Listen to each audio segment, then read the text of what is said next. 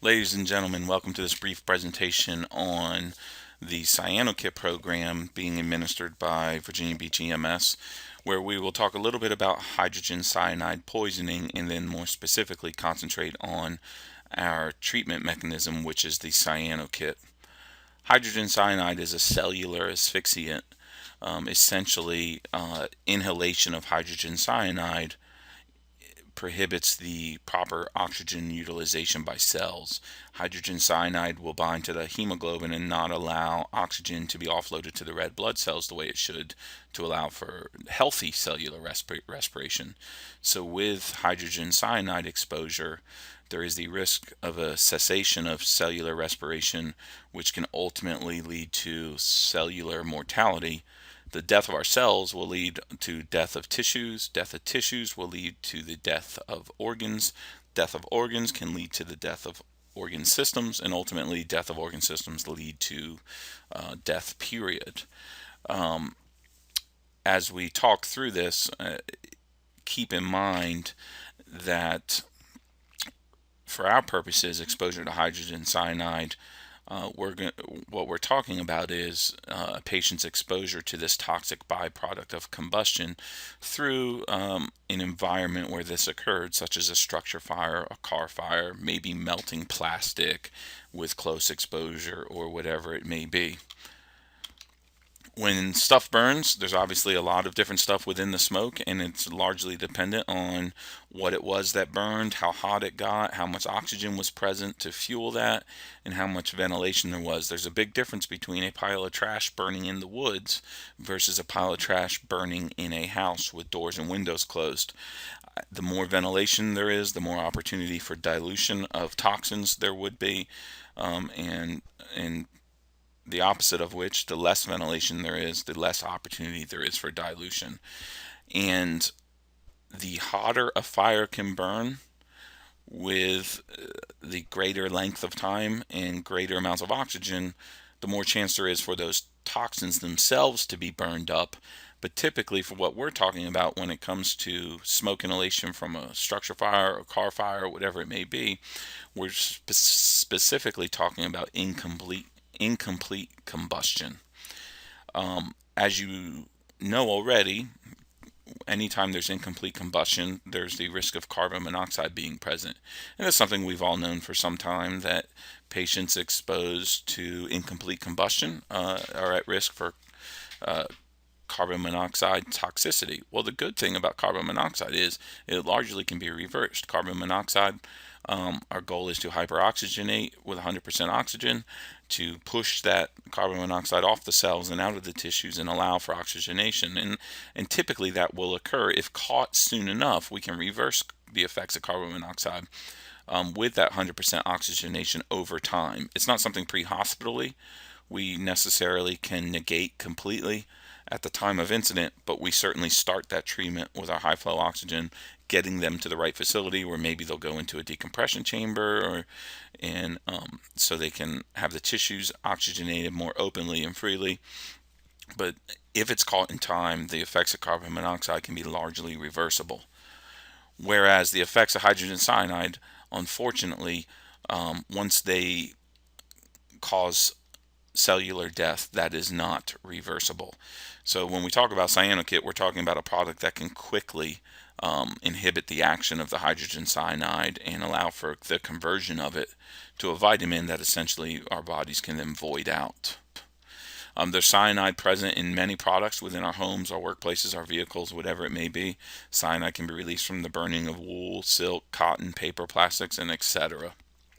It is colorless, and you might have often heard people say that with hydrogen cyanide, you taste a faint bitter almond odor. Keep in mind that research shows that only 40% of patients exposed to hydrogen cyanide ever reported that faint bitter almond odor. So 6 out of 10 did not. So it's certainly not an end-all, tell-all. You also see there that it can cause irritating and a burning taste as well.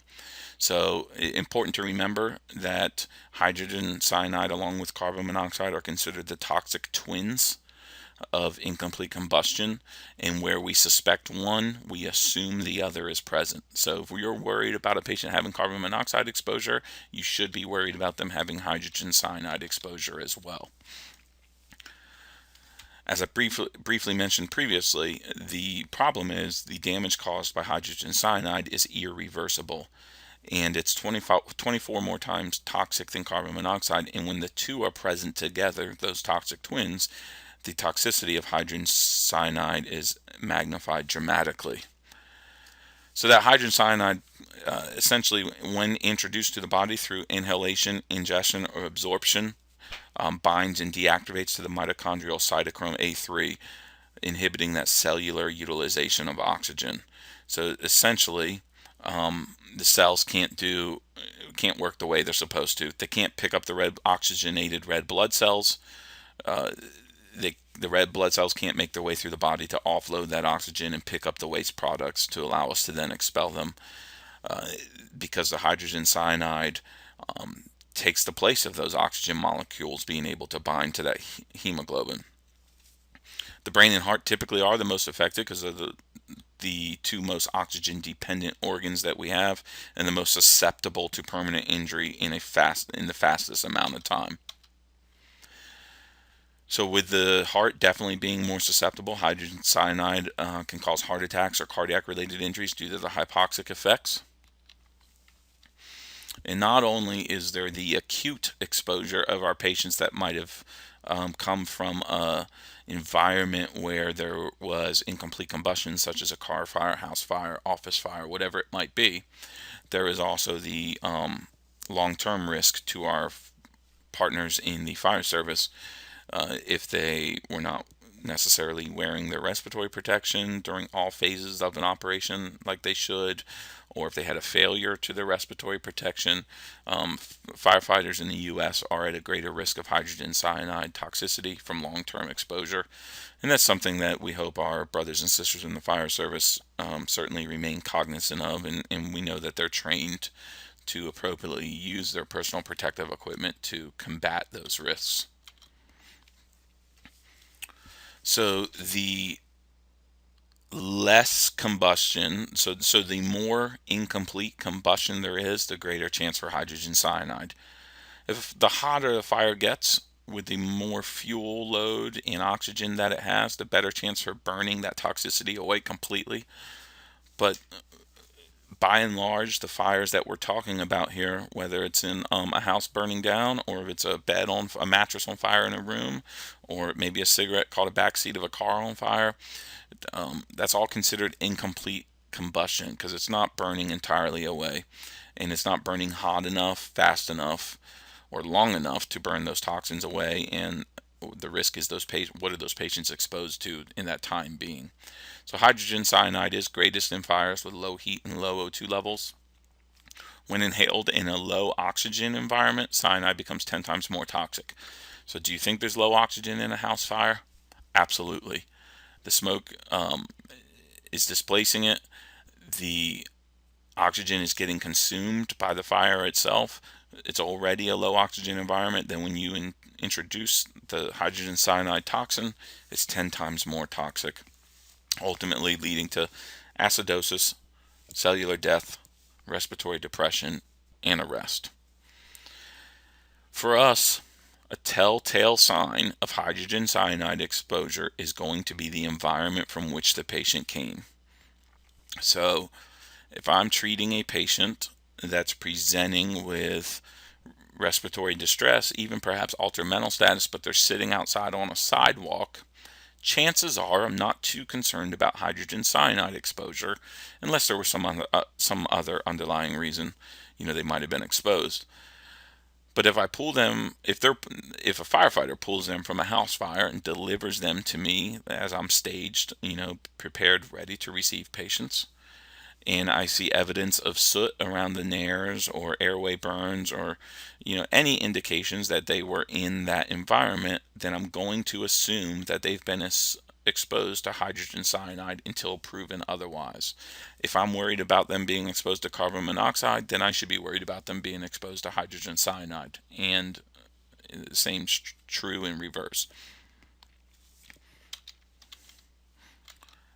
So as I've already said, damage to cells exposed to hydrogen cyanide are irreversible.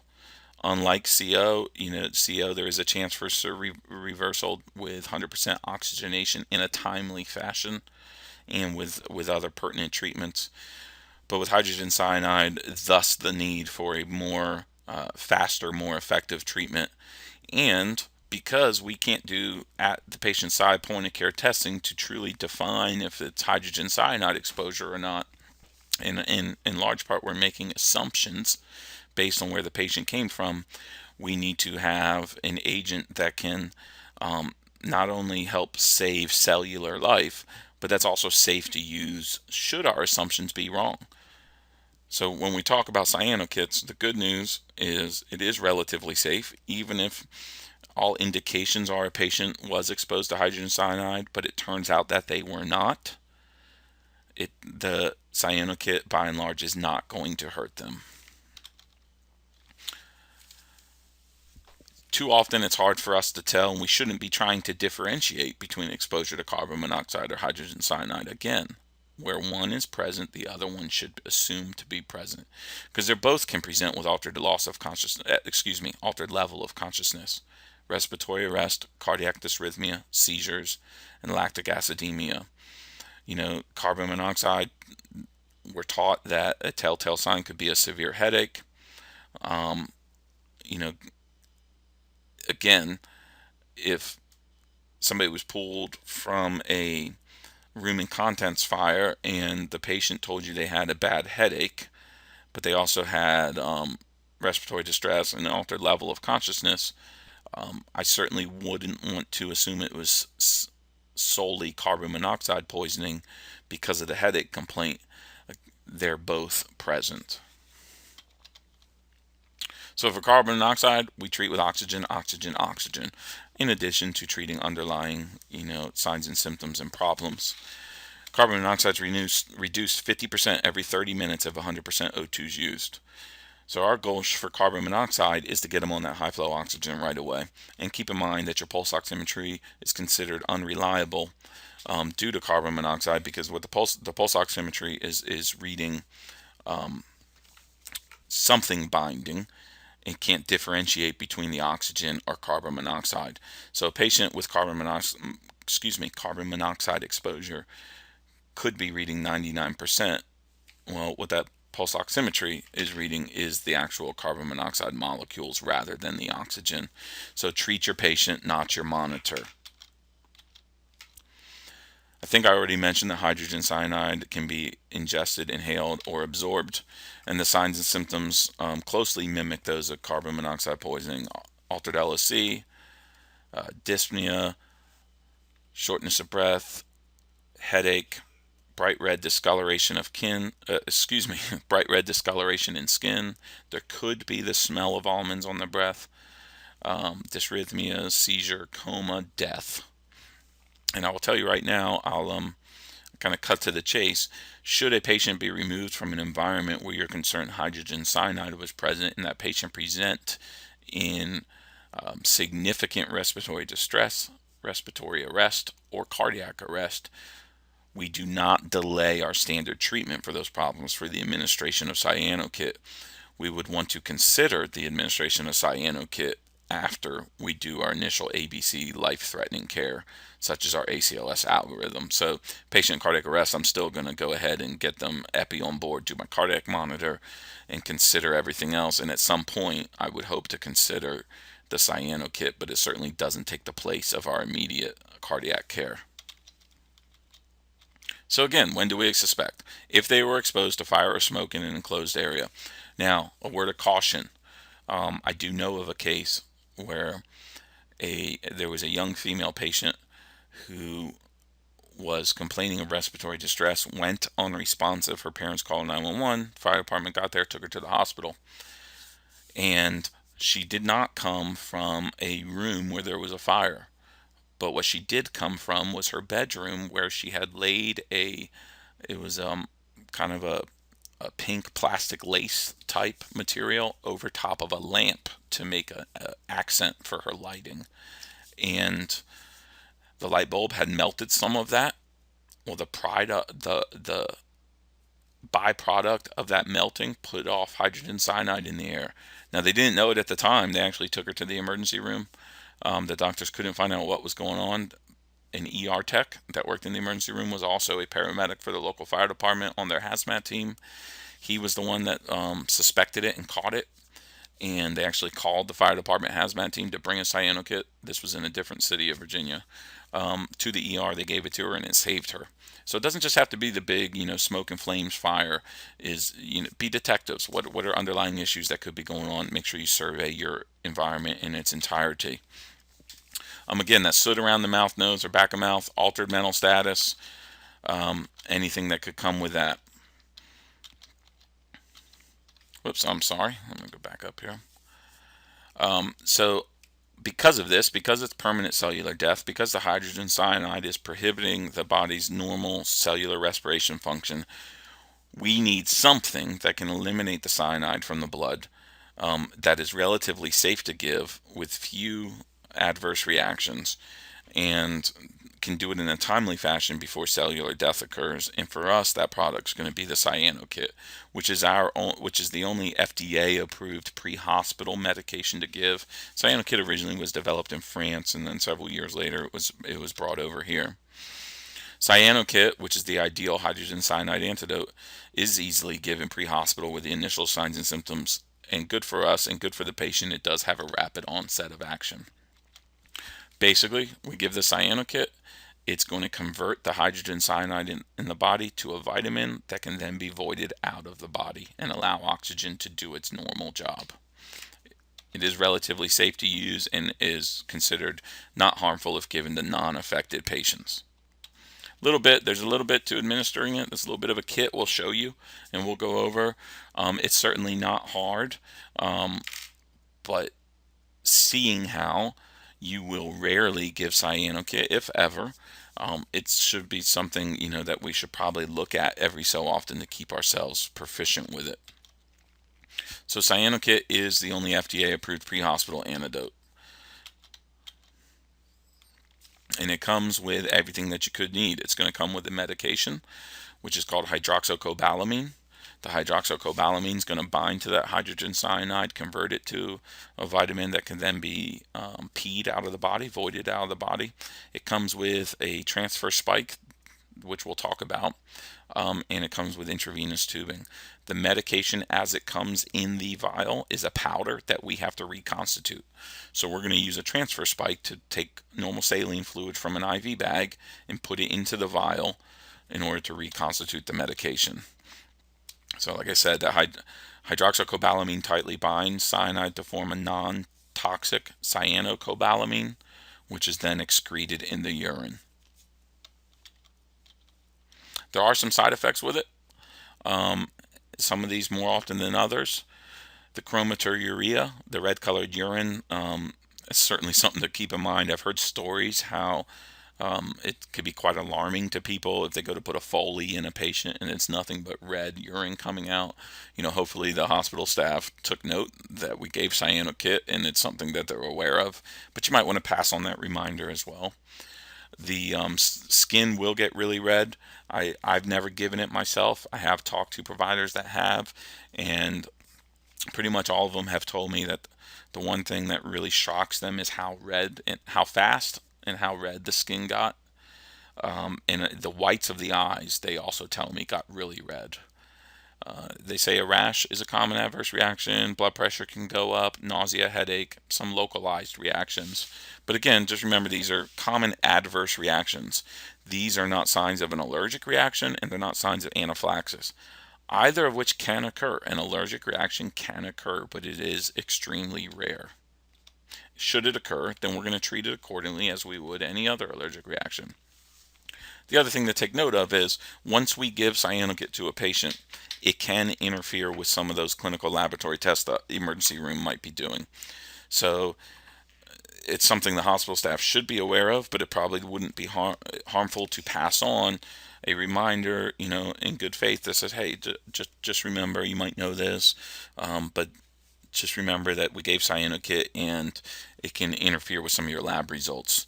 As long as they know that, they can account for that and adjust accordingly. But it's certainly something we want to look out for each other and pass that reminder. So now let's talk a little bit about the specific Cyanokit and the contents and how we would go about using it. The Cyanokit's pretty self-explanatory. It comes in a prepackaged box there. We package ours, the entire box, in a orange Pelican, small Pelican case. We package the kit along with a copy of the protocol. Sorry, I had to think about it a second. A copy of the departmental protocol for your quick reference as well. Within the kit is the medication. It comes in a glass vial. In it, you'll see there in a box with a little hanger you can fold up so you can hang it on your IV hook. In that vial is 5 grams of the medication. It's in powder form. We'll have to reconstitute it.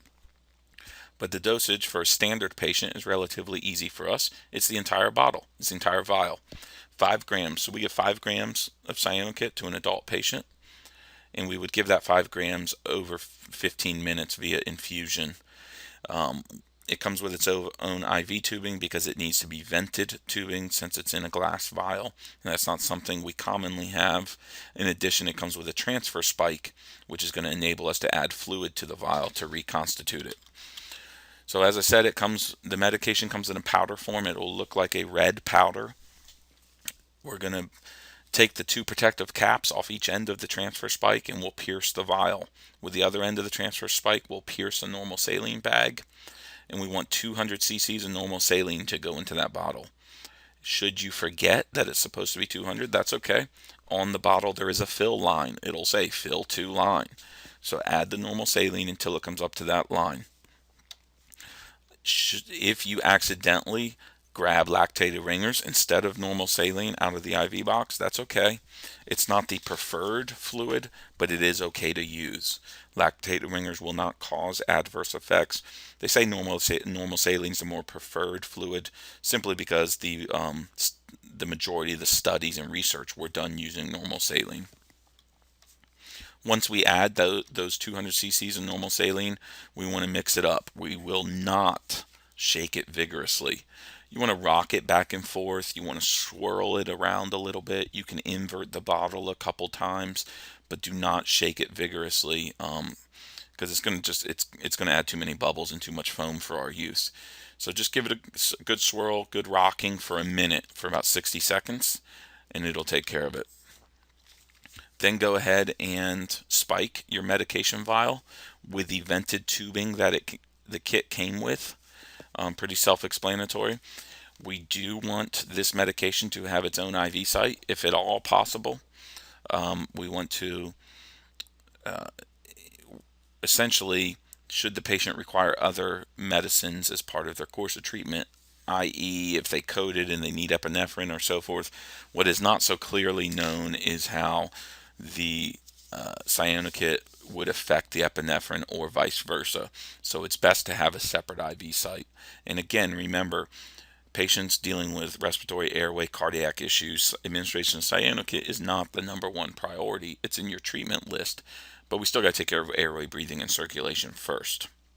So we're going to spike that bottle, and we're going to administer the medication to the adult patient at 5 grams over 15 minutes. 5 grams over 1.5, 15 minutes. So you would want to time that accordingly to drip in. It again, the entire vial is 5 grams, so that makes it nice and easy for us. So for the adult patient, you're given the whole thing. For your pediatric patients, it's 70 milligrams per kilogram. And once we're done with this PowerPoint, we'll go over the specific departmental protocol. But just so you know, pediatric is 70 mg per kg. And not forgetting to convert your pounds to kilograms. Remember, divide by 2.2, or some people divide in half, subtract 10%, whatever method you're comfortable with. Convert the pediatric patient to kilograms. You can also use your Brasilo tape to help you figure it out. And then it would be 70 milligrams per kilogram. Again, we want to have its own IV line. I have been asked the question whether IO, intraosseous line, could be used. And barring any other intravenous access, yes, it could be used. It is not preferred. We want to try to get an IV line for this. If you find yourself with a cardiac arrest patient and you had to do an IO line, reserve that for your fluid resuscitation, your epinephrine, your antiarrhythmics, whatever it might be, and continue to look for a line to give your Cyanokit. For pregnant patients, it's considered a Class C drug, meaning essentially that not enough information is known to know if it's truly beneficial or harmful. They consider it a risk versus reward scenario. So there is a slight chance that Cyanokit could be harmful to the unborn fetus. Well, it's a slight chance. What we do know is that death of the mother will ultimately cause death of the fetus. So it is a risk versus reward. Pregnant patients, when considering administration, we're going to call med control. Again, the starting dose of the Cyanokit, the hydroxycobalamin for an adult, is 5 grams over 15 minutes. Pediatrics is at 70 milligrams per kilogram, physician order only. Sometimes a second dose may be needed. If you're giving a second dose to an adult patient, you would then need to call for physician order. And you would also have to make sure you have enough medication. So let's talk about that real quick. Where are Cyanokits available? They are not available on ambulances. They are not available on the zone cars. Here in the city, we have 4 Cyanokits. We have one on EMS 6, one on EMS 8, one on Fire Rescue 1, and one on Fire Rescue 2. They're relatively expensive. That's why we only have 4. And the thinking was that on the scene of a fire, where these patients are most likely, is that at least 1, if not 2, of those resources that I mentioned would be on the scene. So the fire department sends one of the fire rescue trucks to each fire. So you would have one of those there. In addition, a true working fire, an EMS supervisor typically responds. So you would have, chances are you'd have EMS 6 or 8 there. If EMS 7 is there, they do not have a Cyanokit on board. It is something you would need to retrieve off of one of the fire rescue trucks and or specifically ask for EMS 6 or EMS 8 to respond. If you have a patient that you are administering Cyanokit and you have a lengthy transport time to a hospital and you think there might be need for a second administration, then keep that in mind. You might have to grab an additional Cyanokit off of Fire Rescue 1. Let's say you pulled your initial Cyanokit off of EMS 6. You might have to pull the second one off of Fire Rescue 1, ask the firefighters for their assistance, and take that with you during transport as well. And I should add, I'm sorry, I forgot to add, within our Orange Pelican case, there's also a hospital pharmacy exchange form. The hospital pharmacies at Centera Lee, Centera Princess Anne, Centera Virginia Beach General, and Norfolk General, notice I did not say Centera Independence, will exchange these Cyanokits. It does require a little bit extra work at the pharmacy. There's a specific form in that Orange Pelican case that will need to be filled out, but they will replace the Cyanokit for you. So again, thanks for tuning into this. Next, we're going to go over our specific protocol, but a couple points to remember. Keep in mind that we consider it the toxic twins of incomplete combustion. So smoke inhalation, if somebody has smoke inhalation, we're going to suspect they've been exposed to hydrogen, cyanide, and carbon monoxide. Then we're going to look for other signs or symptoms that I'll go over in the protocol section. That's going to dictate whether we administer Cyanokit or not. Not every patient complains of a smell of almonds or a taste of bitterness or bitter almonds. Only 40% of them do. The Cyanokit is a good drug in that it enables the hydrogen cyanide molecules to be converted to a vitamin that can then be voided out from the body and allow cellular respiration to reinitiate and reoccur. The Cyanokit is kept on EMS 6 and 8, as well as Fire Rescue 1 and 2. The standard adult dosage is 5 grams given over 15 minutes using the vented tubing that it came with.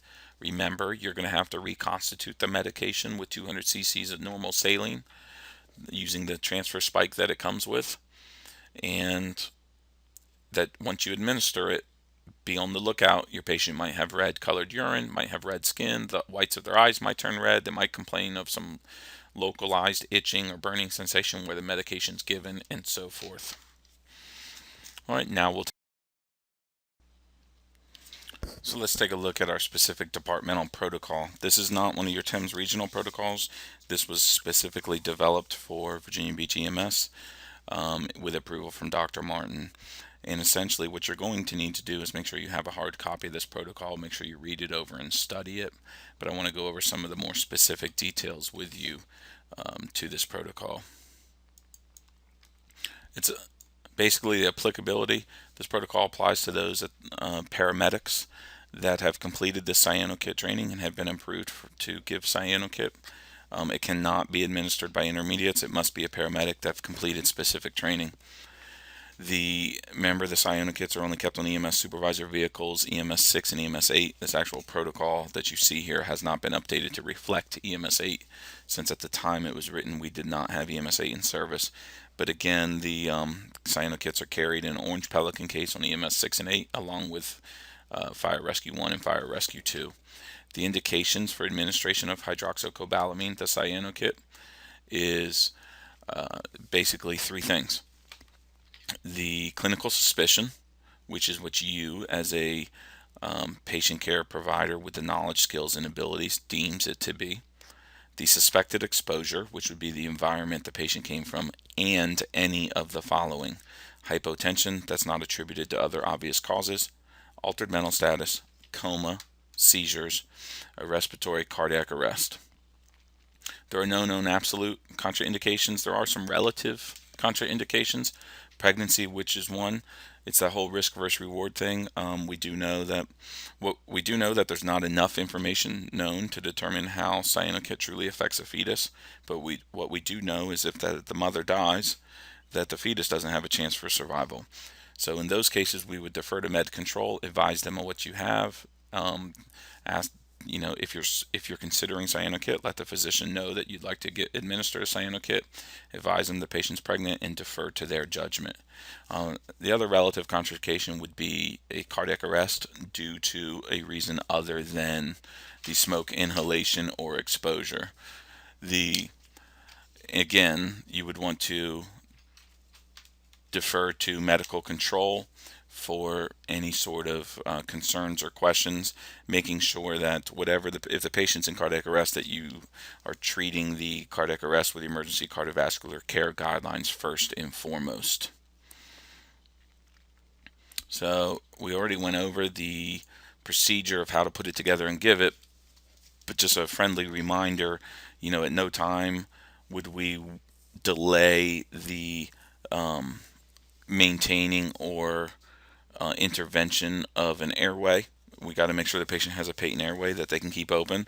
We're going to oxygenate that patient, high flow oxygen, because we're also suspecting carbon monoxide. And we want to make sure that we're treating any significant traumatic injury, C-spine protection, anything, cardiac issues, anything else that may be life-threatening as well. We obviously got to take care of airway, breathing, and circulation before we would get to Cyanokit.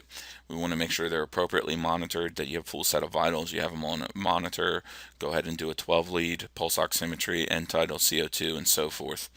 We want to have 2 IV lines, as previously covered. So here's a couple things. Mild exposure would be those patients that you suspect an exposure in an environment to cyanide, and they have soot around their mouth, nose, or oropharynx, but they're otherwise alert and stable. So if they're presenting alert and stable, but you suspect hydrogen cyanide exposure, you must contact med control for approval. If it's moderate exposure, which would be those exposed to cyanide who present with confusion, disorientation, and altered LOC, you can give Cyanokit on standing orders. Remember, for the adult, it's 5 grams IV over 15 minutes. Again, for moderate or severe exposure, for that matter, as you read in your protocol, it is standing orders administration for the first dosage, which is your 5 grams over 15 minutes. You can consider a normal saline bolus in conjunction with Cyanokit administration if they're hypotensive, and we want to be sure to treat any other presenting symptoms and contact the receiving facility as soon as possible. So a couple notes for you. The pediatric dosage, remember, is 70 mg per kg up to 5 grams. We call med control if the use is questionable, and Make sure the patient that might have airway burns has aggressive airway management. Make sure they're transported to the right receiving facility. Smoke inhalation, you may want to consider consulting with Med Control to take them to a local facility with a hyperbaric chamber, such as Centera Lee Hospital. Once you start a Cyanokit, you must transport with that patient. If you're a paramedic trained and authorized to start a Cyanokit, you cannot simply start it and turn over care to another paramedic. You must stay with that patient and transport them. And as far as pharmacy exchange procedures, you would have to go to the inpatient pharmacy with the form provided in the orange Pelican case and exchange them there. So, and keep in mind, there are some adverse effects, although they are uncommon. The most common would be that red discoloration of the skin, the mucous membranes, and urine.